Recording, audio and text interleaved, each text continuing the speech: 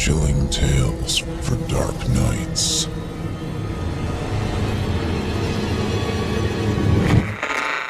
Want to make sure you never miss a Chilling Tales for Dark Nights video again? Be sure to subscribe and hit that bell to turn on notifications.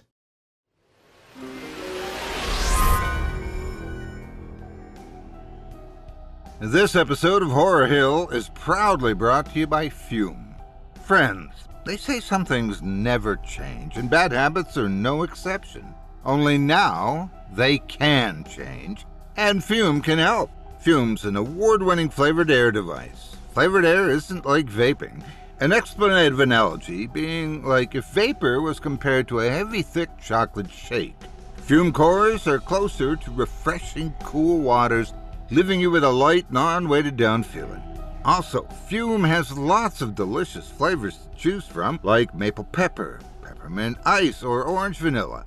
With flavored air, you can satiate both your oral and fidgeting fixations with one palm-sized, energyless, and fidgetable device. Remove the negative adjectives from your bad habits with Fume, the healthy, habit-friendly device. Fume has served over 300,000 customers, and you can be the next success story. For a limited time, use my code HORROR to get a free gift with your Journey Pack. Head to tryfume.com. That's tryfum.com and use code HORROR to get a free gift with your order today.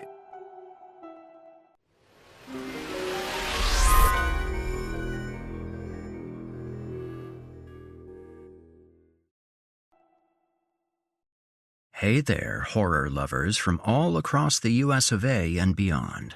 This is Erik Peabody, your host of the Horror Hill podcast. First off, let me give you a big thank you from the bottom of our cold, haunted hearts for sticking with us through thick and thin over the last decade. You've been the lifeblood of chilling entertainment, helping us conjure up the spine-tingling stories and nightmarish content you crave. But now, we're standing at a bit of a crossroads, and we need a hand from our beloved community. Our fearless leader, Groshek, has been navigating some seriously rough waters these past few years. Financial burdens, including mounting costs and declining advertising revenue across the industry, have made it difficult to keep the gears turning without a little extra help from our friends.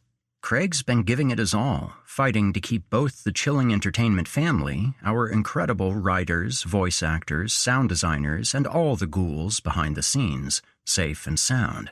But folks, the reality is we're running low on resources, and we need your help to keep the darkness alive. We're kicking off a GoFundMe campaign with a goal of raising $10,000. It's what we need right now to keep the ship afloat. This money will go directly to our most pressing needs, like paying off debts and making sure our talented team gets the fair wages they deserve. Listeners, without your support, we're facing a real horror story. Cutting pay, losing key players, and, heaven forbid, seeing some of our favorite shows take a dirt nap. Maybe for good. But with your help, we can flip the script and keep Chilling Entertainment not just alive, but thriving like a vampire at a blood bank. You can help us out right now by heading to www.helpchilling.org, that's HELPCHILLING.org, to donate today. There are other ways to help too, such as spreading the word like wildfire on social media. Tell every horror fiend you know about our campaign and help us bring more eyes and ears to Chilling Tales for Dark Nights and our other bone-chilling programs. But right now, the best thing you can do is chip in whatever you can. Every single dollar helps, and every share spreads the the word. Let's keep Chilling Entertainment turning out the darkness for years to come. So please, donate today. We've got a lot more scares to share, and we'd hate to miss out on bringing you the thrills you crave. Again, you can head to www.helpchilling.org today to help out. Thank you again for your support.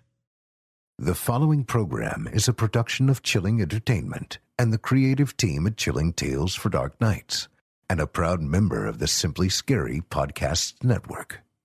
Visit simplyscarypodcast.com to learn more about this and our other weekly storytelling programs. and become a patron today to show your support and get instant access to our extensive archive of downloadable ad-free tales of terror. Thank you for listening and enjoy the show.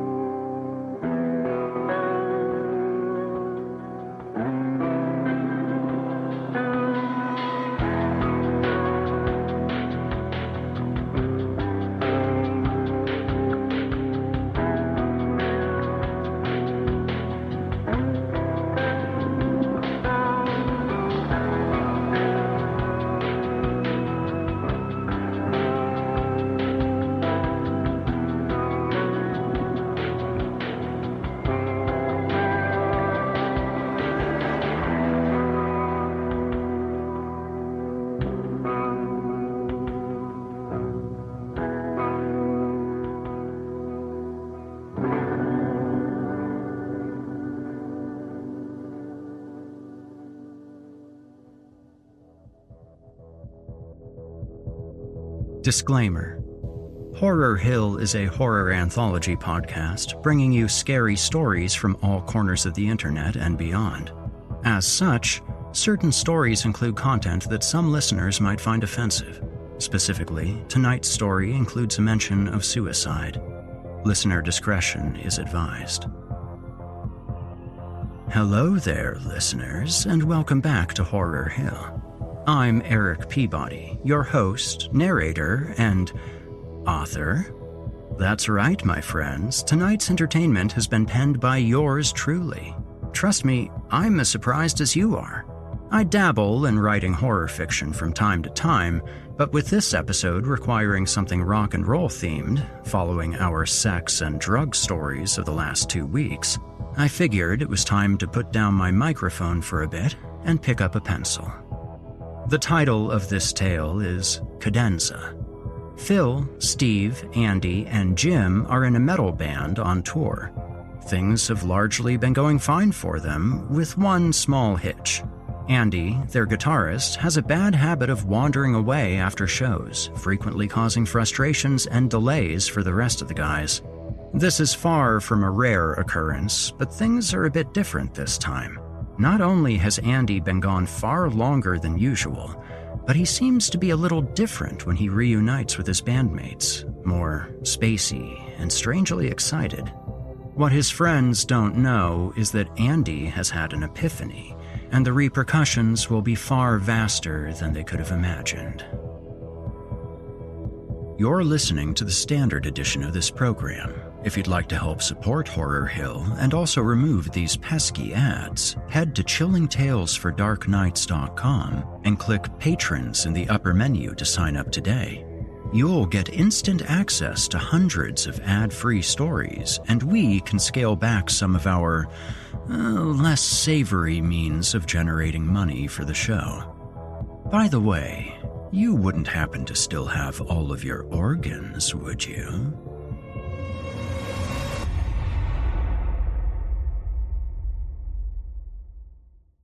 And now, from author Erik Peabody, I give you Cadenza. It was time to leave Providence, and no one knew where the fuck Andy was. The rest of us, Steve, Jim, and I, sat in a booth at the IHOP, breakfast long finished, along with our patients. Not just ours, either. The last time the waitress had swung by, her "need a warm-up" offer was noticeably icier than during the earlier 5 visits. Luckily, Jim had just come back up from a light doze, or she probably would have kicked us out. Steve was in a cycle of picking up his phone, seeing no new messages, tossing it back onto the table in disgust, and then inevitably picking it up again 2 minutes later. I was sipping my coffee, looking out the window for any sign of Andy while keeping half an eye on the van and trailer. The morning sun was bright and shrill, but gave a sort of unexpected beauty to the trash-littered parking lot. It glittered cleanly off the remaining clumps of snow melting along the back fence, the broken bottles, the occasional discarded rubber. It was 9:07 a.m. We had to be in Pittsburgh by 6 that night for load-in and sound check, which was already cutting it close, but it wouldn't matter if we didn't have our fucking guitarist. No one had seen him since the show the previous night.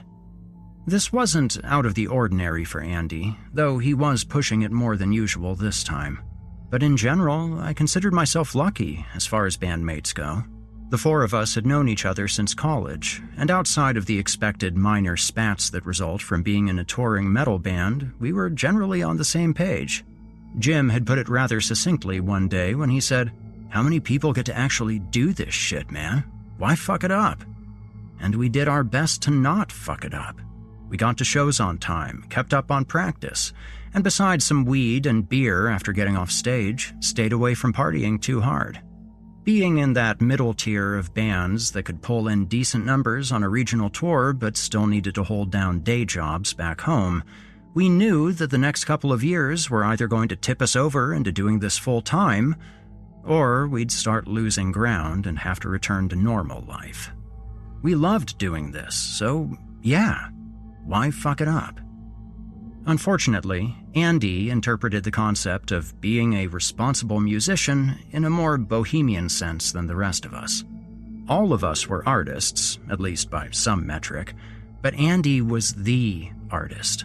He was the one focused on the more esoteric side of music, the one always bringing in new albums by random bands for us to listen to, the one reading poetry while screwed up into some shrimp shape on the back seat in the van, the one always wandering off in each new city to sample the vibe, as he put it.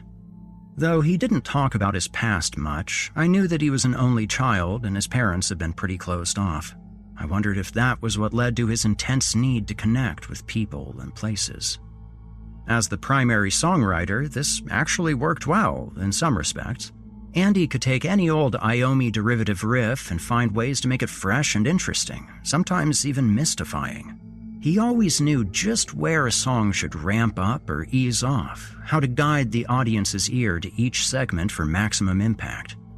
"You gotta work with the notes that you don't hear," he said to me once, and even though I'd be hard-pressed to describe what that meant in any tangible way, I knew it when I heard it.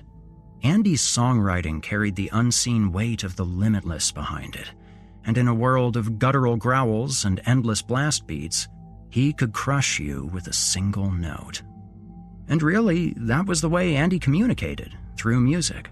As soon as he found a better way, he told us during practice one day, he'd switch to that.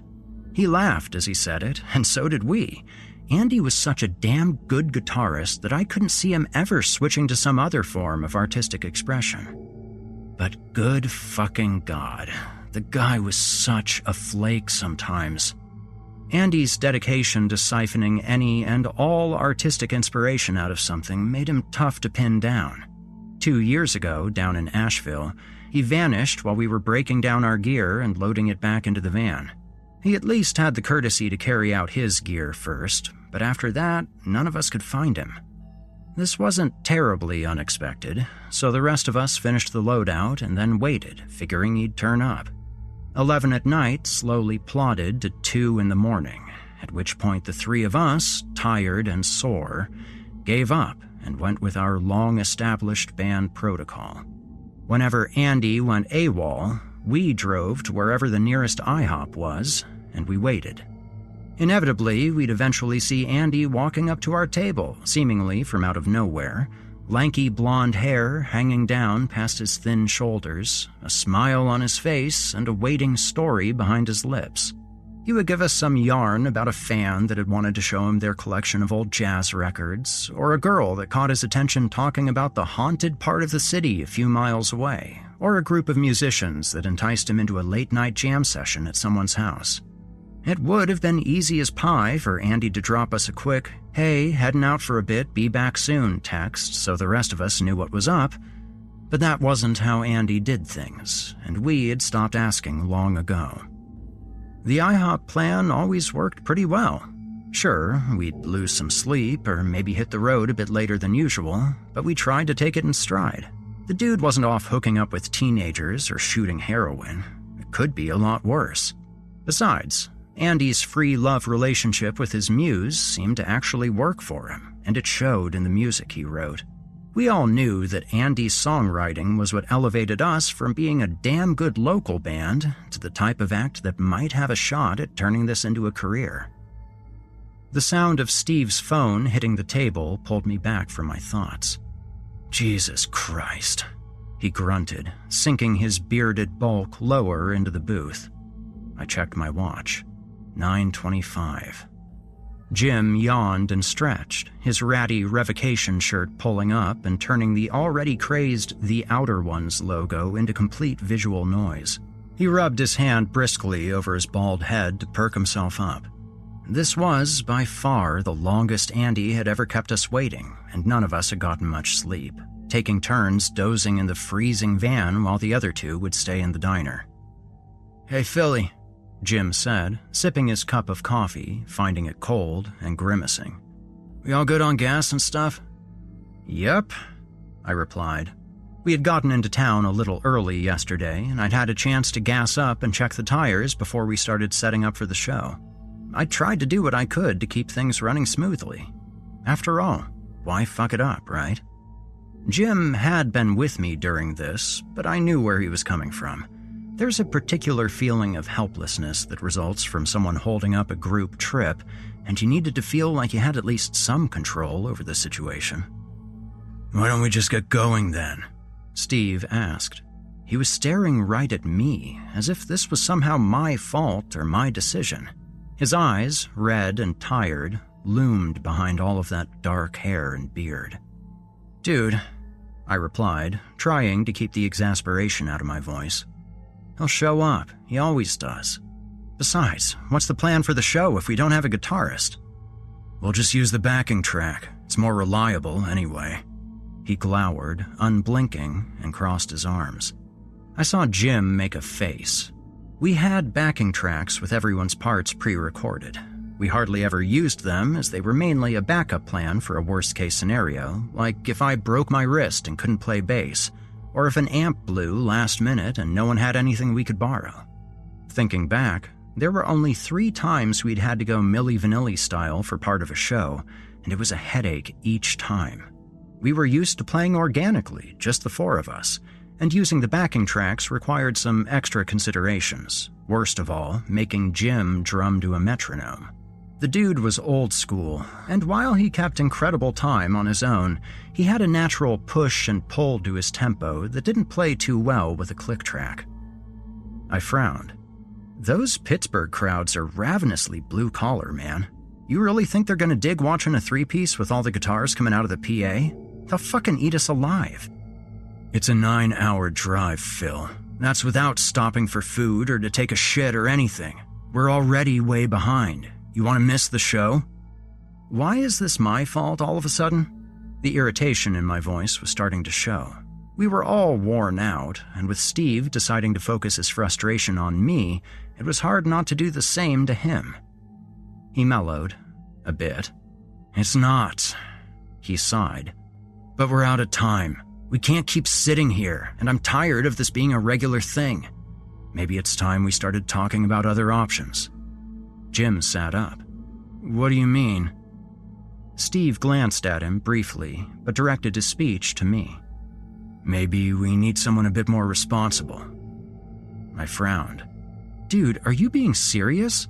Yeah, he can flake out a bit sometimes, but he's never totally bailed on us. And besides, he writes the music. Do you want to try to replace the primary songwriter?" "He's not the only person to ever write a song, man."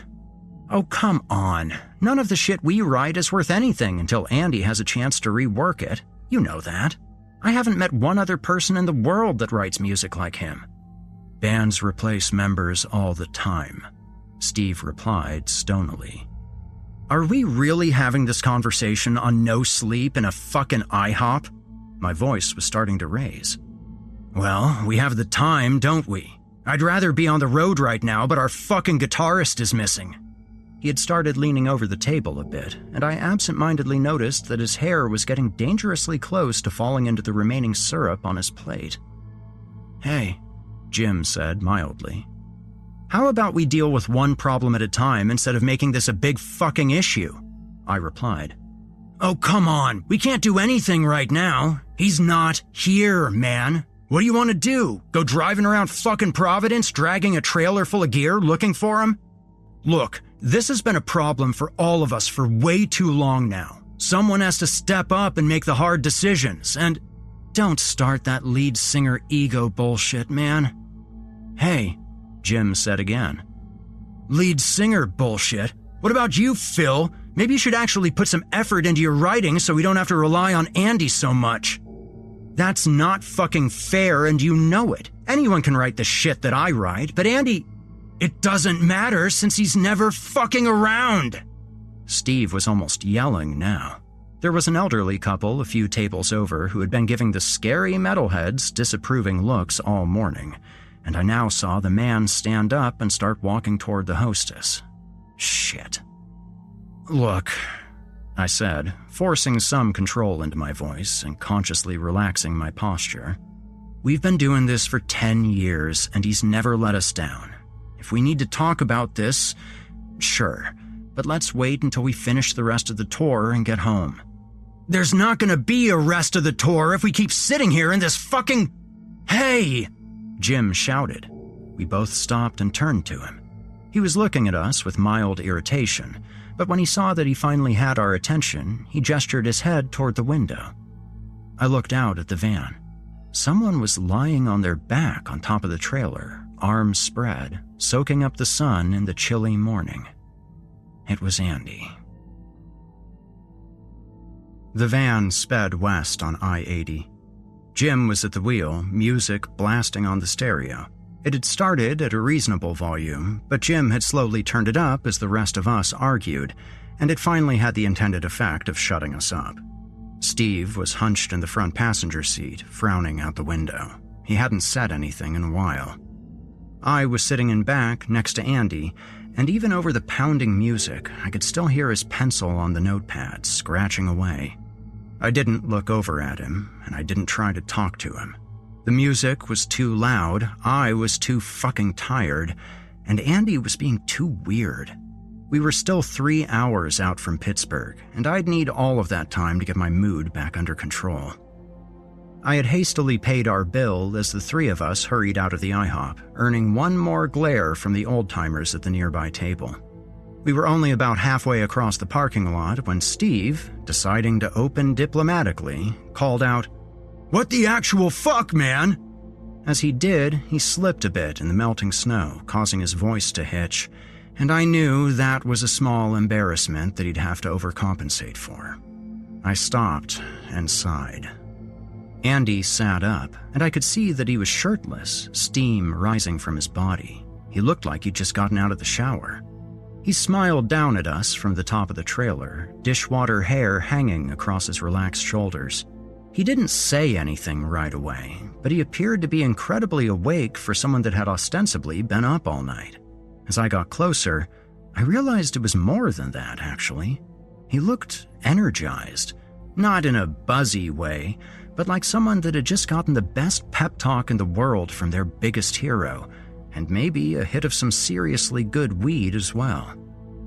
"Holy shit, guys," he said. There was some quality in his voice I couldn't quite identify. It was partly excitement, sure, but there was something else. "You won't believe what happened." "Where the fuck have you been, Andy?" Steve shouted. He was now at the side of the trailer, and something about him standing there, looking up to the shirtless figure on top, who was in turn looking down, steam rising from his body, the sun illuminating him. It tickled my brain. The rugged barbarian gazing up at the slender Greek god. It was like looking at a Renaissance painting. "It happened, Steve," Andy said. He was apparently unperturbed by Steve's outburst. "It finally happened, and I finally get it." He continued to smile. "Dude, come down. We really need to get moving," said Jim, walking past Steve and unlocking the driver's door. "Jim, good. I want to talk to you about the drum patterns for the show tonight. I've got some ideas." "What the fuck are you talking about?" Steve seemed ready to blow up for real. "You've been gone all night. We couldn't reach you, and we're gonna be late for Pittsburgh. Get off the fucking trailer and let's go!" Andy turned his head back to Steve, slowly, that elated grin still on his face. "Everything's fine, man," he said. He looked up towards the sun. "Better than fine." Steve opened his mouth to say something else, but I had caught up by that point, and I put a hand on his shoulder. He spun around, and for a moment, I thought he might try to hit me. Then his eyes cleared a bit, his tense posture relaxed, and he shrugged my hand off. "Let's just fucking go," he muttered, sulking off towards the passenger door. Jim started the engine, a blast of exhaust spitting out of the back and rising up between the van and the trailer. It clouded the sunlight illuminating Andy, transforming it into an eerie glow. For a second, I just stood there in the cold. The crisp smell of the morning was losing its battle with the reek of the van's exhaust, and I wanted to get inside where it was warmer, but still, I stayed where I was. Andy was acting weird, even for him, and I suddenly noticed that although he was shirtless on that late winter morning, I couldn't see any goosebumps on his body. I felt my own rise a bit in response. "Andy," I started, a trace of concern in my voice. Yes, the dude was usually a bit strange, but I cared about him. We all did. Even with Steve's mini tirade and all, we were a team, a group, a band. Harmony was important to us, if you'll pardon the pun, and something was pinging my radar. "What's going on, dude?" He turned from the sun and beamed down at me. "Everything, man," he said. "Everything." And I finally realized what it was that I was hearing in his voice. It wasn't excitement. It was reverence. The first leg of the drive west had been a nightmare. As soon as we got rolling, Andy brought up the drum patterns topic again, but he didn't get far. Steve asked why he wanted to switch things up last minute, but I could tell that he didn't really want an answer. The question was just a springboard for him to launch into his own grievances with Andy. Where had he been? What had he been doing? Why the fuck didn't he text any of us? Andy remained serene throughout the ensuing exchange, which did nothing but rile Steve up more. The conversation quickly deteriorated, with Steve yelling, Andy responding with confusing half-answers, and me occasionally trying to step in to mediate. I wasn't happy to find myself in that position, since I had my own irritations that I wanted to address. In spite of his short fuse, Steve was right. Andy had fucked up. We all wanted this behavior to stop, and I had hoped to discuss it with Andy in a way that might actually result in some positive change. Now, having to play devil's advocate in the face of Steve's mounting anger, all I was doing was making him more upset, while simultaneously undermining any basis I had for my own argument. Through it all, Jim was slowly turning up the volume on the stereo. At that point, the album was Morbid Angel's Gateways to Annihilation, and by the time the opening note of He Who Sleeps hit, it sounded like a bomb going off. Even with all of the shouting and noise and Andy's weirdness, we managed to find out what his story was. At least, most of it. He had been with some musician, a cellist, I think. Andy had noticed her at the show, apparently eye-fucking him the whole time he was on stage. As he was breaking down his rig, she came up to him and started chatting about music. This led to him going back to her place, where they did something. Here was where it got a little fuzzy. Andy said that they vibed, and that she slowly began to reveal something to him. He wasn't being cagey with us, per se, but I got the impression he wasn't being totally forthcoming either. I assumed he meant that they got blasted and screwed, and while I didn't voice this outright, Andy seemed to know. He looked right at me as I thought that and said, "It was so much more powerful than sex, more powerful than anything." That same satisfied, unreadable smile was still on his face, and I found myself wondering if maybe he'd finally slipped into something serious, a heavy psychedelic maybe. "So powerful you couldn't pick up your fucking phone and let your bandmates know where you were?" shouted Steve from the front. Before he got an answer, he slammed his hand on the dash. I saw Jim reach over and turn up the volume a bit. "Steve, I can't begin to describe to you how important this is for me, for all of us," Andy began, but that was all he got out before Steve turned around and started in again. The remaining portion of the conversation was nothing more than Steve spewing bile with Andy sitting there, peacefully taking it. There was something about the look on his face that reminded me of a parent listening to a child throw a tantrum. Patient, caring, and a little pitying, as if he knew there was some fundamental flaw in Steve's understanding. Now, with any chance of immediate reconciliation well and truly fucked, I resigned myself to waiting out the rest of the drive in the simmering tension filling the van. The music blared, the road unfurled before us, and I absently listened to the scratching of Andy's pencil. I was tired and might have been dozing a bit, but I began to notice a sort of rhythm to it, a rising and falling in an odd meter, like waves swelling up on the shore and then viscously sliding back, always starting up again before expected, no matter how much you thought you were wrapping your head around it. This was, of course, absurd. No one writing anything coherent could maintain a mechanical rhythm with a pencil over any length of time, and the fact that the rhythm itself seemed to be off-kilter, maybe a 7 count with an occasional dropped 16th note at the end? Or was it a series of 9 repeating beats that added an extra one every so often? Well, that just showed how much my own fatigue and distraction were adding to the effect.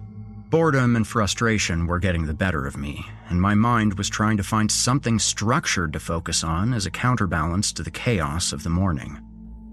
I glanced over at Andy's notepad, expecting to see lyrics or chord charts or maybe a guitar tab. The angle made it hard for me to make out exactly what he was writing, but it was obviously none of those things. It looked like some sort of cursive, which was odd because Andy never wrote in cursive.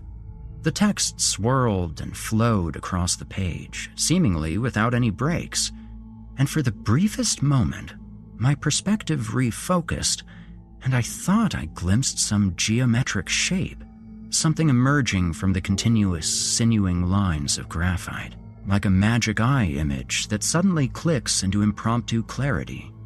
The rhythmic rasp of his pencil grew more pronounced, and even with the overpowering wall of sound blasting out of the stereo speakers, I started to hear something else. Some undercurrent or counterpoint, something that wasn't necessarily working in conjunction with the rhythm of the pencil, but responding to it. An almost gibbous pulse, more felt than heard, that seemed to be answering that tidal slithering.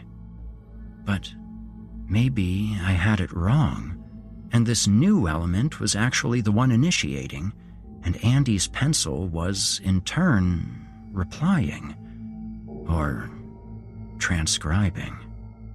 The van hit a pothole, jostling me, and the effect was gone in an instant.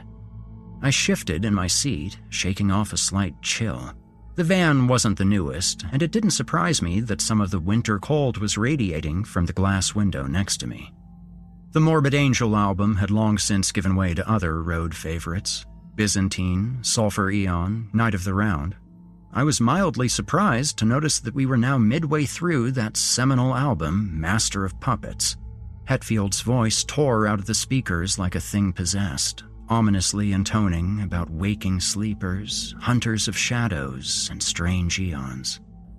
I pulled my flannel overshirt up a bit to cover my neck. That chill from the window was more noticeable, and I couldn't wait to get to Pittsburgh and start setting up. With a little luck, we'd have a kick-ass show, washing away all of the day's nettles with a torrent of brutality.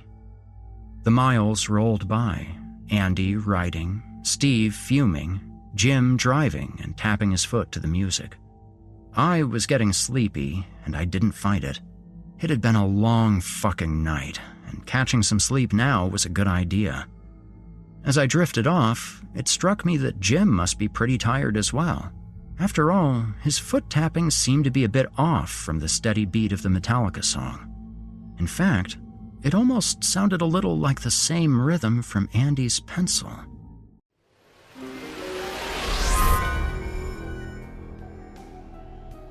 Taking a quick break here to remind you about this week's sponsor, Fume. Have you heard that flavored air categories is quickly becoming the leading alternative to vaping and smoking? It's a whole new movement toward better habits, led by the sponsor of today's video, Fume.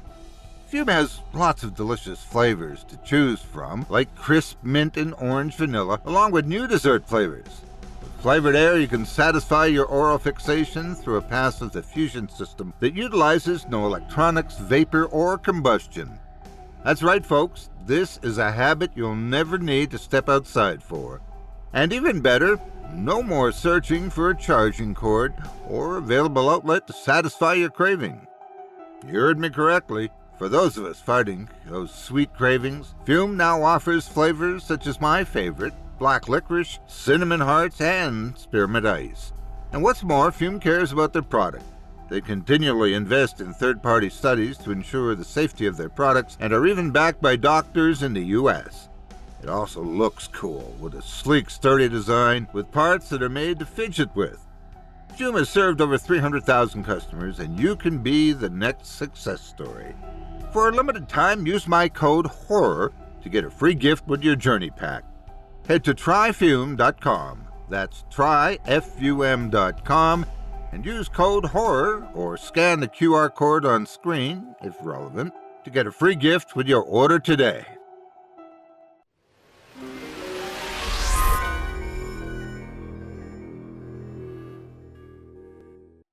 I had been hoping for a real banger of a show, one where setup is easy, soundcheck goes great, you and your buddies are firing on all cylinders, and the crowd is giving that energy back to you in spades. How wrong we can be sometimes. We had barely begun to unload when Andy started in on the new drum beats again. Jim expressed at least a passing interest in hearing him out, but Steve overheard and cut in. "We're not changing shit up right before a show. We wrote these songs months ago, some of them years ago. Skull Extractor's already on a fucking album, man. We play it as we always have." This was enough to stop the conversation, but Andy seemed a little distracted as he continued to set up his rig. We were third in the stack that night, following 2 openers and then hitting the stage right before Wraith. We had been lucky to get onto this bill, and even though we didn't get to support them on the rest of their tour, the exposure from this one gig was appreciated. The point is that there was a lot of gear on a modestly sized stage, a lot of musicians and support staff moving around, and a lot of opportunities for something to get overlooked, or for someone to go missing.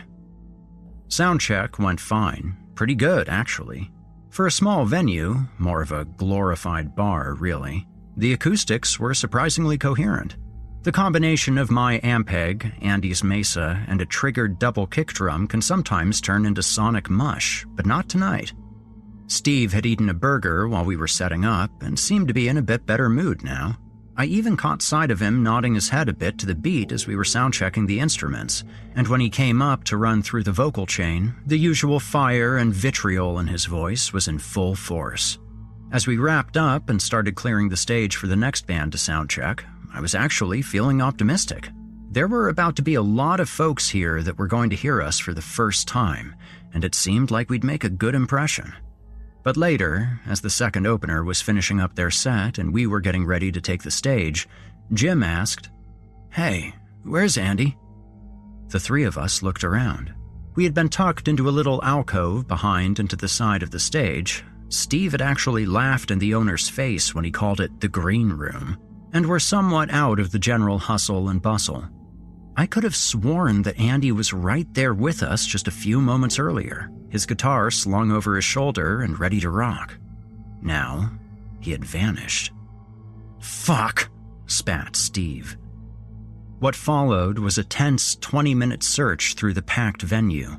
The act of searching for someone in any crowd is difficult enough, but add in the loud music, the moshing, the general drunken demeanor of the audience, and the haze from the fog machines, cigarettes, and joints, and you have an absolute clusterfuck on your hands. On top of that, one can't exactly go pushing through a crowd with an instrument strapped to themselves, so Jim volunteered to stay behind and keep an eye on my bass, along with the other equipment that we had backstage. Steve and I were the taller ones anyway. better vantage. By the time the second opener finished clearing off the stage, we were no closer to finding Andy. We had reconvened in the green room after having checked the toilets, the floor, outside, and even in the van and trailer. The house lights were up now, but he was still nowhere to be found. The dude was simply gone. All right, fuck it. We're using the backing tracks. Any objections? Steve was sitting on an errant bar stool, looking at the floor, left leg bouncing anxiously. Jim shrugged, irritated resignation on his face. Fine. Yeah, sure. I'll go grab the laptop. He left toward the front of the venue, fishing his keys out of his pocket. After he left, Steve looked up at me. He's missing a show, man. He's actually leaving us fucking high and dry. He shook his head and chuckled a bit in disbelief. I kept my mouth shut. Nothing I could say would do anything except piss him off more. Yeah, Andy had fucked us for real this time. Hitting the road late was one thing, but vanishing before a show, and an important one at that. Jim came running up, concern on his face. Guys, the laptop's gone. I perked up. What? It's just gone. I checked everywhere, the trailer, the van, even under the seats. It's just not there, man. Steve said, Are the windows broken or anything? No, dude, nothing's broken. Everything else is there. A sudden loud sound caused all of us to stop and look up. It was a guitar, playing full volume from the stage. We rushed around toward the front so we could see, and there was Andy, tuning up in front of his amp. There were a number of emotions and questions running through my mind at that moment, but I shoved them all down. The four of us had to have a serious conversation when this was over, but for now, we had to do this show. Come on, I said, grabbing both Jim and Steve by an arm and pulling them with me. Don't think about it, don't get pissed about it. He's here, we can do the set, and we can figure out the rest of this shit later. We got our stuff and hit the stage. The first half of the set went surprisingly great. We were all well rehearsed, so even with the now you see 'em, now you don't bullshit Andy pulled, we quickly locked into the groove. Steve was screaming into the mic, obviously venting his frustration. Andy was playing with his usual virtuosic flair, and Jim seemed to have some extra pep and snap to his drumming. I think his near miss with the click track made him extra appreciative of getting to be up there bareback. It was after the fourth song that everything went to shit. Our set on that tour consisted of 8 songs, with a pseudo-intermission halfway through. Jim and Steve and I would get a chance to take a breather, and Andy would take center stage for a prolonged guitar solo. Yeah, stuff like that can come off as self-indulgent and boring, but it never was with Andy. He would improvise it on the spot each time, and the way he built and released tension would invariably keep the crowd riveted. Frankly, it was fun for me too, since I'd usually be able to pick up little snippets of stuff he'd been talking about recently. This was one of the ways that I knew his unexpected absences paid off. I would hear those new influences being reflected in a tangible way. Everything Andy absorbed got added to this complex inner structure that served as his musical vocabulary, and he had the mind and technical chops to navigate it and use it to great effect. His fingers would fly, the audience would become spellbound, and when the rest of us slammed back in, it felt like a brand new heavy all over again. But tonight, I immediately knew that something was different. Something was wrong. As our fourth song, a bludgeoning track called Obliterator, finished up, Andy held the last note while the rest of us navigated around the power hubs and cables behind the amp stacks to stretch and have some water. I could still see Andy from where I was, and instead of immediately moving to center stage like usual, he walked over to the edge of the stage and activated a foot switch. It took me a moment before I recognized that small piece of equipment, but as soon as I did, I followed the cable with my eyes as it snaked across the stage, around another amp stack that Wraith had set up, and into a small gear crate that I hadn't noticed before. In that crate, just barely peeking out from among a mess of audio cables, was our laptop. and at the same instant that my brain logged this information, the backing tracks began playing. Or rather, a new backing track began playing. An empty, howling sound started to ooze out of the PA speakers, something atonal and haunting. Though I couldn't discern a pitch, there was movement to it. It dipped and swelled, and it seemed to move around the stereo field in ways that I shouldn't have been able to notice from where I was. Andy still held that same note, plucking the string every so often to keep it going, and now he was moving to the center of the stage. I caught his face in three-quarter profile as he did, and something I saw there terrified me deeply. It was that same exalted smile that he had earlier when he had been staring up into the sun from the roof of the trailer, but now I could also see tears streaming down his face. His eyes looked horrified as well as rapturous, and his jaw was shuddering open and closed. I realized that he was sobbing, caught in the grip of some mixture of emotions so strong that his face seemed to be almost tearing itself apart as it tried to express it. And then he began to play. He started slowly, shifting that note down to what seemed to be the exact wrong pitch to overlay with the howling of the backing track. The disharmony was immediately apparent, but after a moment, it somehow felt perfectly right in the worst way. The howling took on a slightly new timbre, and as it oscillated through its established movement, it would occasionally resonate with the note Andy was holding, the sympathetic vibrations causing a momentary jump in volume each time it did so. This resulted in a rhythm gradually defining itself out of the shambling duet, and soon I recognized it. It was the same rhythm that I had heard from Andy's pencil as he was writing in the van. Andy started to twist the wrist of his fretting hand, introducing vibrato to the note he was generating. And though I'd heard Andy cleanly play almost every guitar technique known to man, he seemed to be fucking this up. It wasn't smooth and even like it should be. It jittered erratically, never rising to or returning to the exact same pitch. It was like finding yourself in an elevator car with an angry wasp zipping around, almost landing on you before darting somewhere else. And the whole time, the wind of the shaft that the car was passing through swirled around you like a tempest. It had a mutating effect on the rhythm with the backing track, causing it to drag and hitch, and I was again reminded of eldritch waves on some strange shore, heaving their syrupy bulk onto alien sands before reluctantly lurching back to the concealing sea. While still holding that dissonant, tremulous note, Andy began to play a counter melody with his right hand, aggressively tapping his free fingers against the fretboard, sliding up and down, never staying too long in any particular place before slipping languidly to the next. I had never heard anything that was simultaneously so frenetic and so slothen.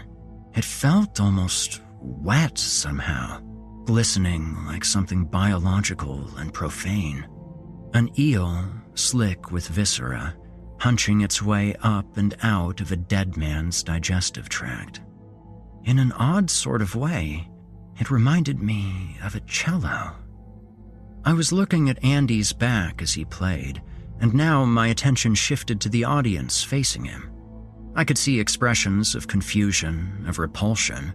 People were already starting to go over to the bar, the restrooms, anywhere that wasn't directly in the oral splash zone of this fetid onslaught. The floor started to empty, but as it did so, I realized that some people were staying. Actually, scratch that, they were moving in. It was only maybe a dozen or so of the several hundred that had been there minutes earlier, but they drifted forward as if in a dream, their eyes never leaving Andy. One of them tripped as he was approaching, clumsily falling onto his face, but instead of standing back up, he curled into a fetal position on his side, holding himself tightly.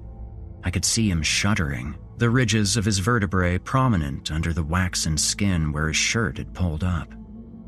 Andy kept playing, the music pulsing through the venue like the delivery contractions of some dying beast.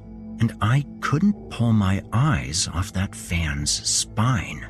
The haze in the room seemed to be increasing, and my vision swam in and out of focus. Bones under his skin. They connected to his whole skeleton, I thought. Isn't that odd? There's an entire architecture in there, integral and so essential, but we never really see it. Strong, too. Stronger than any other part of us. Our blood, our flesh, already rotting even though we don't know it. Stronger even than our minds. What are the petulant dreams of our flawed biological sputtering next to the inflexible solidity of those inner buttresses? But that was also dangerous, wasn't it? Having something so resilient, so eternal, surrounded by all that fawning viscera. Look at how those ridges are pressing out against his skin. If he keeps curling tighter and tighter, straining that wretched parchment, the tips of those bones will start to push out further and further, and eventually it will be too much. A small point of white and red will blossom from that revolting carrion, and then another, and another, rupturing outward in a slowly forming line from a husk that is a desecration to its hidden purity. And then, the spaces between those little nubs will split apart, sloughing to the side as this archipelago claws upward and becomes a mountain range, towering and indefinable, reaching far beyond the limitations of the unworthy putrescence that had imprisoned it. And it's really like that everywhere, with everything, isn't it? Not just the human form, fundamentally flawed and doomed to repugnance and decrepitude. No, any structure born from that, no matter how marvelous, would pale in comparison to the oppressive cyclopean monoliths that might be born from other things, other falsehoods that the world shows us every day.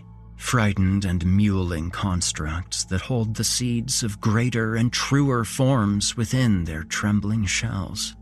What is a thing born from a man next to that born from a continent, from the oceans and skies themselves even?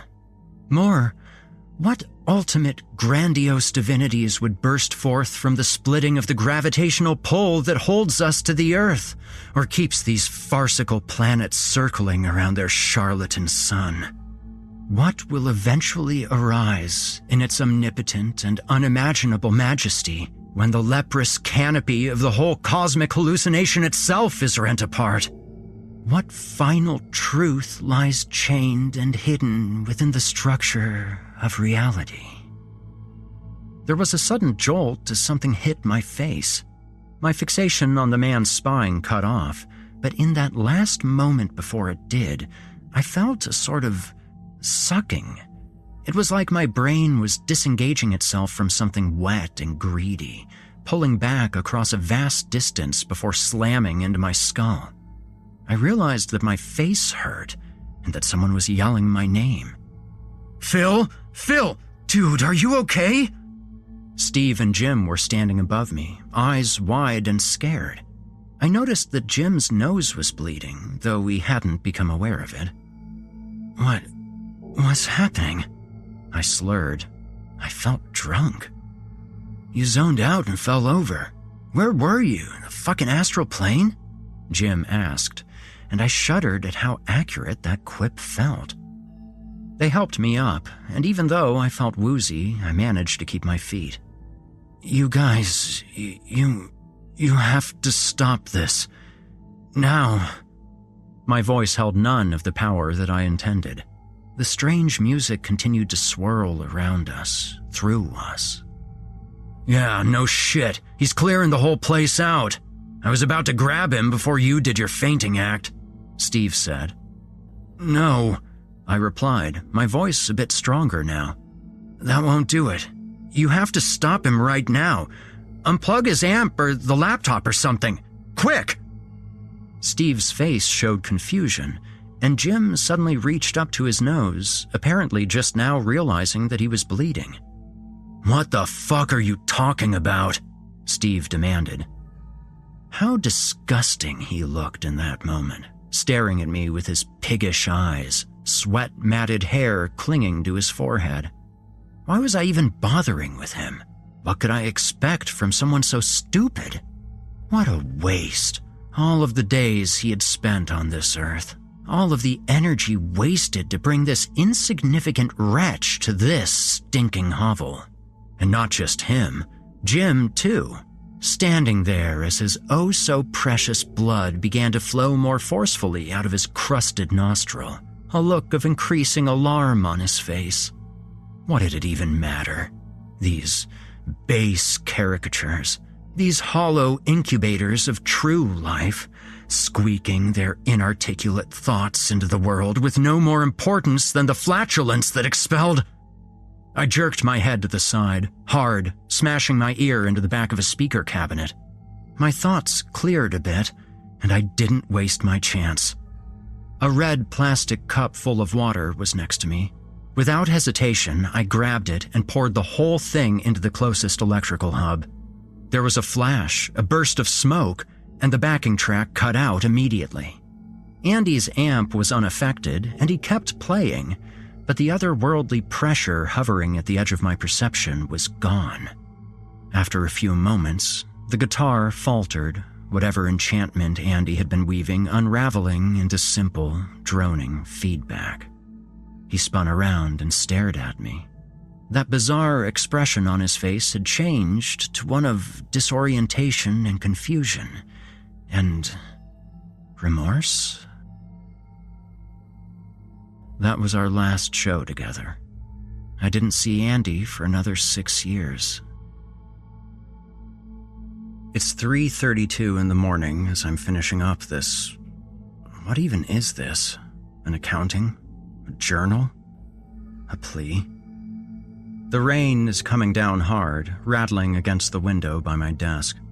The word desk might be a bit grandiose, actually.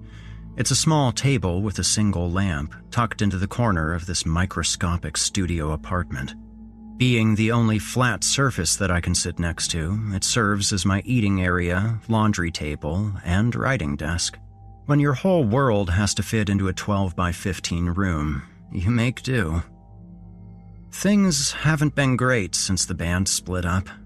The rest of the tour got canceled, obviously, and we ended up on the hook for a decent amount of money. That, plus the sudden and unexpected crumbling of the last decade of my life, dropped me into a bit of a funk, to put it mildly. 10 years of why fuck it up turned into a numbing, pervasive apathy. Why not fuck it up? Where had the alternative gotten me? Yeah, I started drinking more, partying more. Can you even call it partying when you're just trying to forget? To numb your memories and your senses? Stop what you're feeling and what you're hearing. I only worked as much as I needed to get by.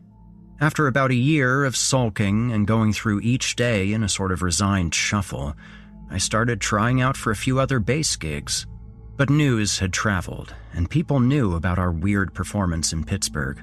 Anyone that was even open to auditioning me quickly noticed that I was out of practice, and it was probably pretty obvious that I didn't give a shit. Sure, that might have been understandable, maybe even acceptable. For a bit. But now, 6 years on? The rain still crackles against the window. It should just be white noise, but my mind will start drifting, and then I realize I've been focusing on that pattering sound instead of my writing, vigilantly monitoring its continued chaos, making sure it stays random. My impromptu dousing of the power dump at the venue was more effective than I'd intended, shorting out everything on stage left and damaging some of the amps the other bands had set up. The whole show got stopped dead in its tracks, and we packed up as quickly as we could amidst belligerent audience members and a furious club owner. About half an hour later, we found ourselves, surprise, surprise, at another IHOP. By that point, all of us were too flabbergasted and exhausted to have a giant screaming match. We wanted Andy to explain what the fuck had happened, but all he wanted was to leave. "It's not important anymore," he had said. He was looking out the window into another trash-littered parking lot, the night clear, the stars bright. The rest of us just sat there around the booth, Jim lightly tapping his fingers against the rim of his coffee cup. Steve had his hands jammed into the pockets of his denim jacket, mouth downturned as he stared fixedly at an indeterminate point on the table. "Tell us what you mean, man," I said. Andy didn't turn away from the window. "The band, guitar, music, it's not important anymore. It's not working. Not what I thought it was." I sighed and ran my hands through my hair. Steve grunted, "You're not making any fucking sense." I saw a hint of a smile touch the corner of Andy's mouth. "None of it ever has," he said quietly. Suddenly, Jim jumped as if something had stung him. His hand stopped drumming on the coffee mug and he shoved it away from him fast, overturning it and spilling the lukewarm dregs across the table. He looked at his fingers for a moment in surprise and then grabbed a napkin and began to mop up the mess. Steve sat up and leaned forward, his forearms on the table. "Well, you're out, man. No more. Your bullshit's fucking things up for the rest of us." Jim and I didn't say anything. Neither did Andy. In the end, we went our separate ways. Andy didn't even drive back with us, didn't take his gear, nothing. Just called a cab and left straight from the diner. Told us to sell his shit, that he didn't care. The rest of us got back home a few days later, tired and forlorn. Steve pawned most of Andy's equipment to help pay our newly incurred debt. I kept a few things, his guitar, a couple of pedals, in the hopes that he'd someday reconnect with us. But I think that I knew even then that wasn't going to happen. Eventually, I hawked everything to pay for my own mounting bills. During that first month after Andy left, Jim and Steve and I met a couple of times to talk about what was next.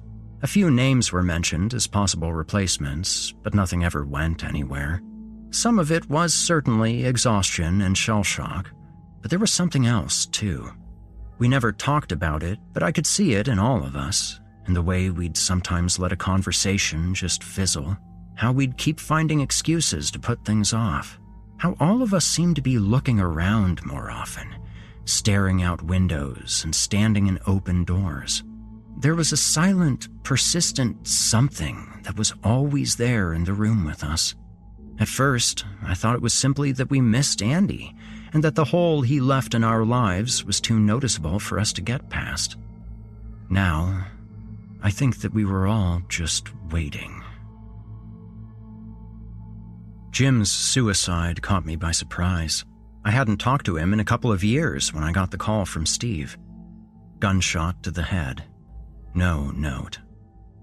I didn't go to the service. I was in a pretty rough patch when I got the news, low on money, but still scratching enough together to keep drinking. Every minor inconvenience had served as mounting evidence of the world's continued mission to target me, personally. And now, here was something truly depressing. I turned the booze intake up to 11 and didn't start easing off for another 6 months. It was during that time that I lost my previous apartment and ended up in this delightful little rat hole. Jim was in my thoughts a lot during that period, in spite of my best efforts. Time and again, I found myself thinking of his nose bleeding at that last show, of him tapping his foot in the van, of him freaking out over that coffee cup in the IHOP. The image that kept coming back to me was of him looking at his fingers in surprise or betrayal. In some sense, it was obvious, of course, even with how crazy it seemed. But I kept drowning that next logical thought in alcohol, keeping it asleep. Trying to keep a lot of things asleep. They had started shortly after the breakup, creeping up on my periphery, hardly noticeable. I'd be on the bus, hungover or still outright drunk, mind drifting from nothing to nothing, and I'd suddenly come back to myself and look around. Something had just happened. Someone had coughed or shuffled their feet, and it had grabbed me. Or I'd be at home switching through channels on the TV, and the aleatoric mishmash of audio would line up in a certain way that caught my ear. The passing of cars on the street below my apartment, the electrical chittering of an overhead fluorescent at the unemployment office, the pattering of rain against my window. Now that I know it's there, I keep hearing it everywhere. Sometimes it's even real. That same obscured and shifting rhythm, sometimes from a single source, sometimes from the seemingly coincidental input of several things. It pervades everything, even when it's not directly audible. An amorphous, lumbering thing, moving beneath the skin of the world. Back then, when I first started to notice it, I thought it was the booze, or that I was simply starting to lose my grip on things. Later, after I cleaned up a bit, I figured it was just my overly idle brain creating a mystery for itself to pass the time, or maybe even some weird repressed guilt over the band that was trying to find a way to express itself. But now, there's no doubt. I haven't had a drink in over a year, and it's still happening. More damning than that, I've seen other people notice it. I'll be in line at the store, and the beeping of the item scanner will suddenly hit a certain pattern, and I'll look up, startled both at this newest manifestation of the rhythm, and also because the person in front of me jumped at the same time. A construction worker at an unseen build site will be hammering away, a power saw will start up, overlaying it and creating that same rhythm, and the bag lady next to me at the bus stop will pause in her mumbled ranting, jaw quivering, and then start to sob. I remember that one in particular, because my first thought at seeing her break down was, "That unworthy bitch." It had come to me from nowhere. But more than anything else, I know it's real because Andy told me it was. He told me from his hospital bed. The Miriam Hospital is in North Providence, tucked among a residential area. I got there in the late afternoon 3 days ago. The flight cost more than I could afford, but as soon as Steve called and told me what happened, I knew I had to go. Steve refused to join me. Andy had actually been there for a while, though none of us knew how long. Gotta love the music community. A newly hired janitor was a friend of a friend of a friend of Steve's, and the information eventually got back to him, HIPAA be damned. Andy was in a coma. Stable, but non-responsive. There was no information about what he had been doing before, or how he ended up back in Providence. The lady at the front desk gave me his room number, making some comment about how popular he was that day. I didn't ask, and she didn't elaborate. I walked through the nearly deserted hospital, listening to my shoes squeaking on the tiled floor, listening for patterns. Andy was lying in a bed near a large window on the 3rd floor, the orange light of the setting sun giving his skin the illusion of health. Over the next few hours, I would see how pale he had truly become, how thin and cadaverous. There were several machines hooked up to him, beeping and churring as they performed the magic that maintained his body's tenuous survival in his absence. His eyes were closed, and if not for the slow rise and fall of his chest in response to the ventilator, I would have sworn that he was already dead. I sat there for a long time, slouched in a plastic chair near the door, watching him. I thought back to all of the good times we had, in college, on the road, just hanging out. I thought of Andy's eternal quest for inspiration, his seemingly insatiable need to hone his art, how he always wanted to be in a group, to connect with people, to communicate and be truly understood. I thought of the look he gave me from the stage that night, confusion and disappointment replacing near religious ecstasy. As evening turned to night, I started to sense it again, that languid, arrhythmic throb, and I realized that it had been there the whole time. Not just while I was in the room or the hospital, but from the moment I landed at PVD and disembarked the plane. I couldn't hear it, but it was there. A slight throb behind my eyes, a rippling in the window drapes swaying in the forced air, a stuttering hesitancy in the shadows as they passed across the wall. It was full dark out now, and I could see a brilliant spray of stars in the night sky. I stood and walked over to the window, and as I did so, the pressure behind my eyes intensified. It was something I could almost hear now, that disjointed tensing and releasing of some universal fiber. Andy's bed was right next to me now, and I reached down, blindly taking his limp hand as I stared out the window. The swelling increased more aggressively, and yes, I could hear it now, in the hum of the air conditioning, the droning of the life support machines, rising and falling, starting to resolve itself into individual sounds, individual voices. My vision began to close in as those slithering tongues whispered incomprehensible madness to me through the keyhole of the universe. The night sky darkened further, and the stars seemed to grow more pronounced. They began to throb in time with the strange rhythm, becoming brighter and brighter with each pulse. I was no longer holding Andy's hand. He was holding mine, gripping it with distant but distinct strength. That rhythm was in Andy, too, in the beating of his heart, in the way the clammy flesh of his palm seemed to almost skitter across mine, in the subconscious electrical waves seeping from his dead brain.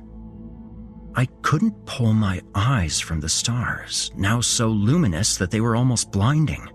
Still, they kept ratcheting up in intensity, and I suddenly realized that one was outshining the rest, blazing a pinhole of nothingness into my vision that grew and grew until it enveloped me.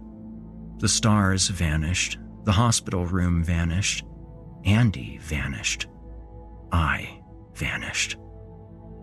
I was null. No form, no thought, no soul.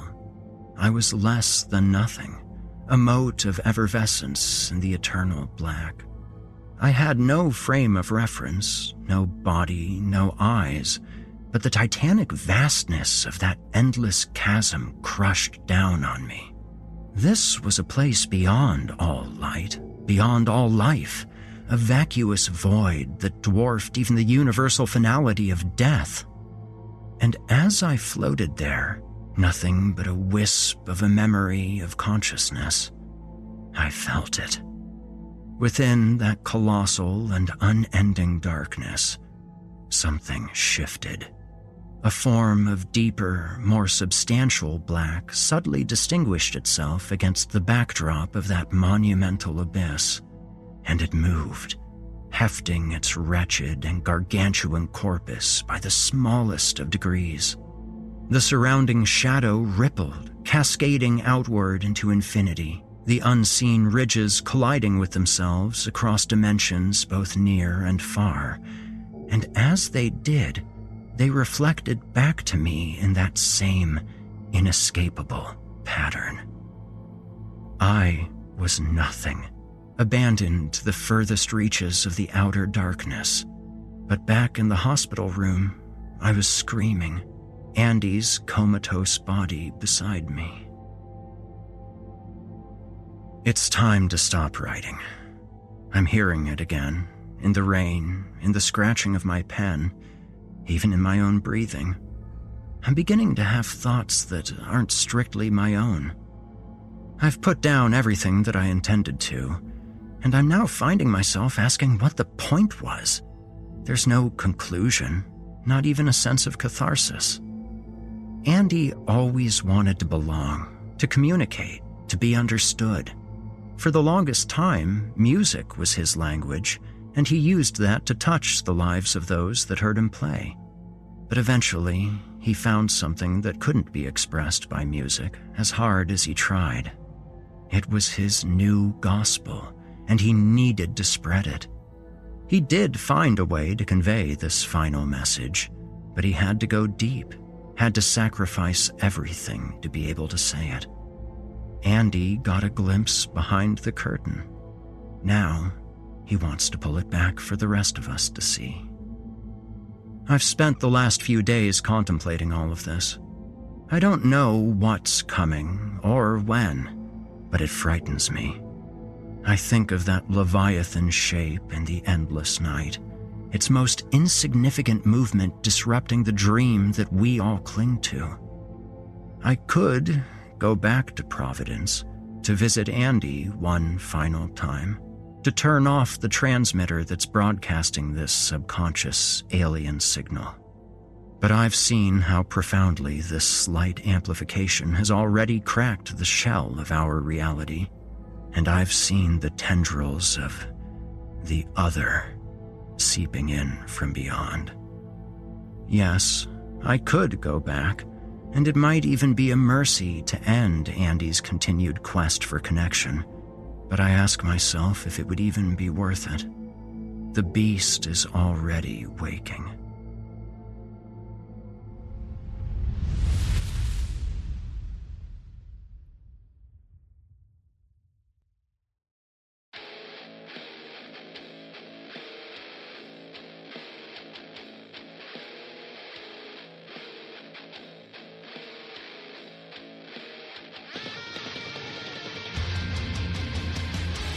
You've been listening to Cadenza by Erik Peabody.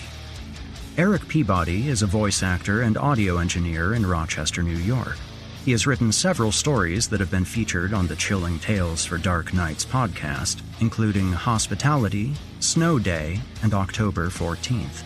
He has also contributed music and audio work to games such as Valorant, Clash Royale, Marvel Superhero Squad Online, Star Wars The Old Republic, and Wreck-It Ralph, Ralph Breaks VR.